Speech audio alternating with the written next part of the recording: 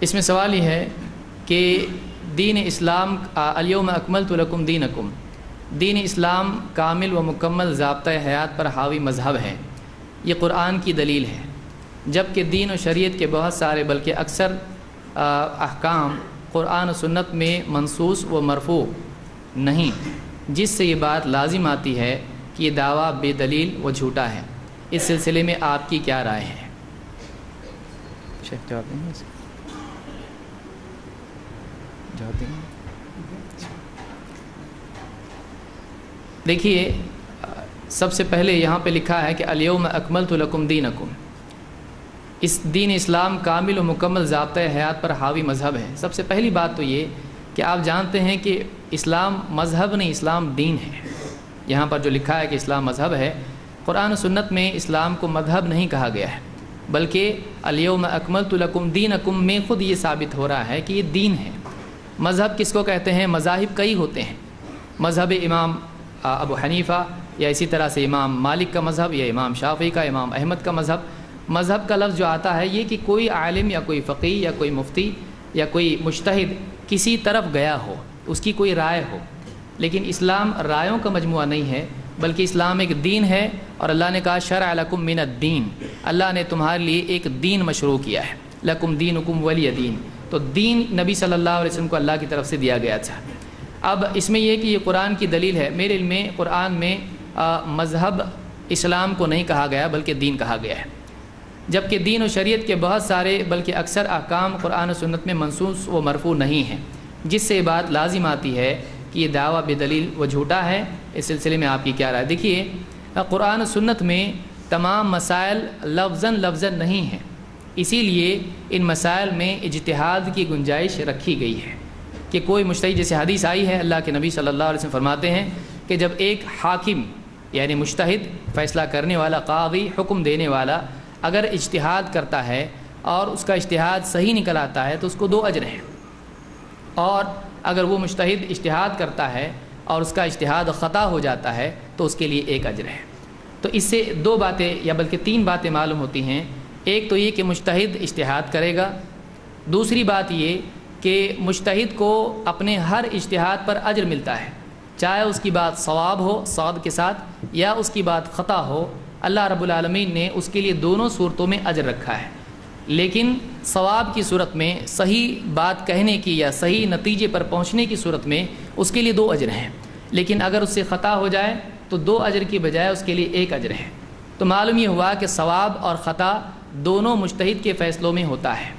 تو ایک مجتہد کی ساری باتیں صحیح ہوتی ہیں، اس حدیث سے اس گمان کی تردید ہوتی ہے۔ اس حدیث سے معلوم ہوتا ہے کہ مجتہد کی باتیں صحیح بھی ہوتی ہیں اور خطا بھی ہوتی ہیں۔ ایک فیصلہ کرنے والا حاکم جب فیصلہ کرتا ہے تو اس کی باتیں صحیح بھی ہوتی ہیں اور خطا بھی ہوتی ہیں، لیکن اب بعد والے جو ہیں اگر اس کا فیصلہ ثابت ہو جائے ان پر کہ وہ فیصلہ صحیح ہے تو ظاہر بات ہے ان کو اس پر عمل کرنا چاہیے، اس لیے کہ صحیح بات کی پیروی کرنا چاہیے۔ لیکن اگر کوئی بات سامنے آتی ہے کہ ایک بڑے عالم کی بات ہے لیکن وہ خطا ہے، تو خطا پر چلنا مسلمانوں کا شعار نہیں ہے۔ خطا پر چلنا اس کا ہم کو حکم نہیں دیا گیا ہے۔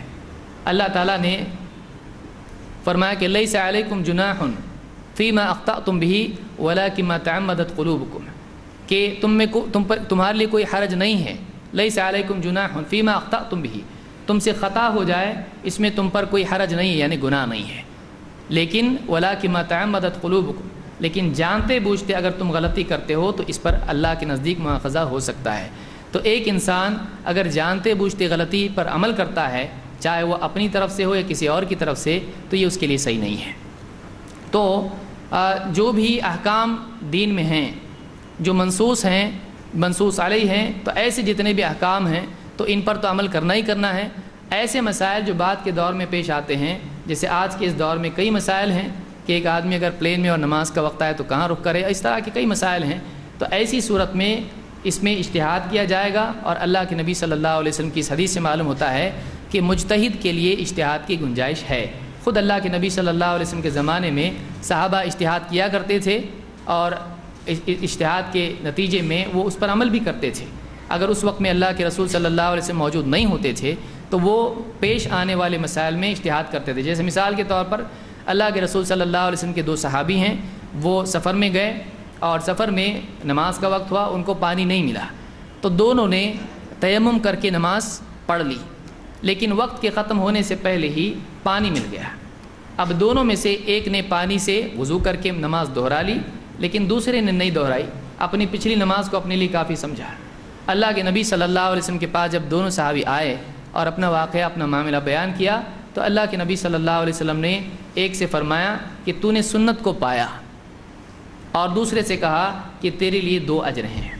تو اس صورت میں معلوم ہوتا ہے کہ اگر دلیل کسی مسئلے میں صاف سری موجود نہیں ہے تو اس صورت میں آدمی اجتہاد کر سکتا ہے، عمومات کو سامنے رکھتے ہوئے یا کسی خاص دلیل کو سامنے رکھتے ہوئے آدمی عمل کرتا ہے تو اس کے لیے گنجائش ہے اگر وہ مستر ہو جائے اجتہاد کرنے کے لیے، لیکن نصوص کے مقابلے میں اجتہاد نہیں کیا جائے گا۔ تو اب یہاں پر یہ کہا گیا ہے کہ اس سے یہ بات لازم آتی ہے کہ یہ دعویٰ بالکل بے دلیل و جھوٹا ہے۔ دیکھیے، کوئی آدمی اگر یہ کہتا ہے کہ اس سے یہ بات لازم آتی ہے کہ یہ دعویٰ جھوٹا ہے کہ قرآن و سنت میں سب کچھ ہے، سارے مسائل کا حل موجود ہے، تو اس لازم کو آپ مانتے ہیں کہ نہیں مانتے ہیں؟ پھر ہمارے نزدیک تو یہ لازم نہیں آتا ہے۔ ہمارے نزدیک یہ بات معلوم ہے کہ قرآن و سنت میں مسائل ہیں، کچھ صاف صریح ہیں، اور جو صاف صریح مسائل نہیں ہیں اس میں غور کرنے سے پیش آنے والے مسائل کا حل مل جاتا ہے۔ تو ہمارے نزدیک تو یہ بات نہیں ہے کہ اس سے لازم آتا ہے، اس لیے کہ اجتہاد کی گنجائش رکھی گئی ہے۔ اس سلسلے میں مزید اگر روشنی شیخ عبید الرحمن، شیخ انیس الرحمن ڈالنا چاہیں تو اس میں مزید گفتگو کر سکتے ہیں، کیونکہ بہت اہم مسئلہ ہے کہ اس سے لازم آتا ہے کہ اسلام مکمل نہیں، یا یہ دعویٰ جھوٹا ہے کہ قرآن سنت میں سب کچھ ہے، تو کیا واقعی ایسا ہے؟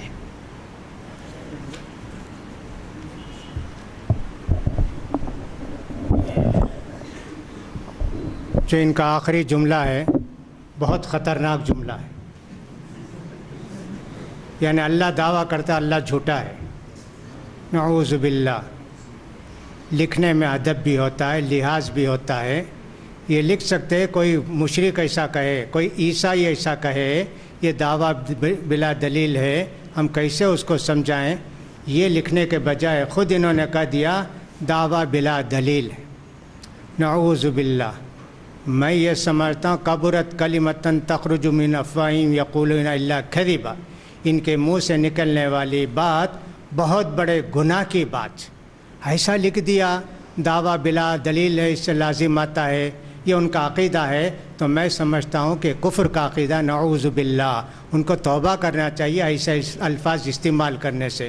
شریعت کے جو مسائل پوچھے جاتے ہیں حدود ادب کے اندر پوچھے جاتے ہیں، اور صاحب اللہ اور اللہ کے رسول کے فیصلے کو تسلیم کرتے ہوئے سمجھ میں آئے تو بھی نہیں آئے تو بھی اس کو قبول کرنا ہے۔ لہٰذا ہم کو ایسا ایمان رکھنا چاہیے۔ اللہ پر اعتراض کرنے والے ہم کون ہوتے ہیں کہ صاحب دعویٰ بلا دلیل ہے؟ بہت ہی خطرناک جملہ ہے، اللہ بچائے، ان کو توبے کی توفیق دے، آئندہ ایسا کبھی مت لکھیے۔ ہاں کسی کا اعتراض آپ نے نقل کر کے ہم سے پوچھا تو ہماری سمجھ میں جو بات آئے گی اس کو بتائیں گے، ورنہ تو ایسے نہیں ہونا چاہیے۔ شیخ نے بتا دیا کہ شریعت کے کچھ احکام کتاب و سنت کے اندر واضح طور پر بتائے گئے ہیں، کچھ کے قواعد بیان کیے گئے ہیں، ان قواعد کی روشنی میں جو استنباط کیا جاتا ہے۔ مثلا شراب کے تعلق سے کہا گیا، جبے کے تعلق سے کہا گیا وَإِثْمُهُمَا أَكْبَرُ مِن نَفْعِهِمَا، شراب کا جبے کا فائدہ کم نقصان زیادہ ہے۔ ہر وہ چیز جس کا نقصان زیادہ ہو فائدہ کم ہو وہ جائز نہیں ہے، وہ حرام ہے، ایسے کہہ دیا۔ اسی طرح قرآن مجید نے اللہ کے پیارے رسول صلی اللہ علیہ وسلم کے تعلق سے کہہ دیا یحرم علیہم الخبائث، یہ نبی ہر گندہ چیز کو حرام قرار دیتے ہیں۔ اب اس کو رکھ کے شراب، بیڑی، سگریٹ، گانجا، فلاں پورا استنباط کیا، تو سارے مسائل منوعاً نام لے لے کر نہیں ذکر کیے گئے۔ اس کے لیے کتاب چاہیے تھی جو اتنی بڑی ہو کہ آدمی مل کر یہ گروہ نہیں اٹھا سکتا تھا، وہ بھی شاید اسی وقت کے لیے ہو سکتا، قیامت تک آنے والے مسائل کے لیے نہیں۔ تو قرآن میں کچھ مسائل وضاحت کے ساتھ بیان کر دیے گئے، کچھ کو قواعد کی شکل میں بیان کیا گیا۔